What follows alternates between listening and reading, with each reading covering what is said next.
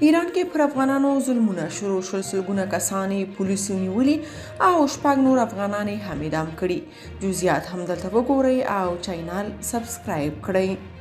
ټولنیزو رسنیو کې یو شمېر ایرانیانو لیکلي چې د طالبانو سره د ایراني حکومت له جنجال وروسته هغه افغانان چې هلته په قانوني او یا غیر قانوني توګه کار کولو نو د ایرانیانو لخوا پرته له پیسو ورکولو له کارونو شړل شوي او پولیسو ته په لاس ورکړي.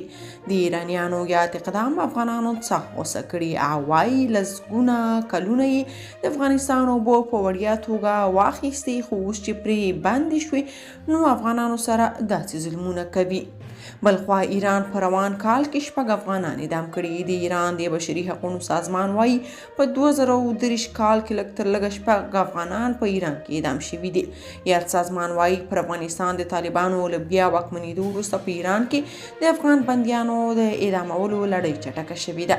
دغه سازمان چې دفتر په ناروې کې د خپل د جمعې د ورځې ټویټ کې ویلي لږ تر لږه شپږ افغانان په 2023 کال کې په ایران کې اعدام شوي. دغه سازمان په وینا په وروستۍ قضیه کې د تېرې پنجشنبې په ورځ د سعید په نوم یو افغان د قتل په تور اعدام شو. د ایران د بشري حقوقو سازمان زیاته کړې چې د 2021 کال له پیله د طالبانو تر بیا ځلې واکمنېدو پورې په ایران کې هیڅ افغان زنداني نه و اعدام شوی. خو د طالبانو له بیا واکمنېدو سره سم د کال کې د افغانانو د اعدام شپږ پیښې او په 2022 کې 14 پیښې ثبت شوي دي.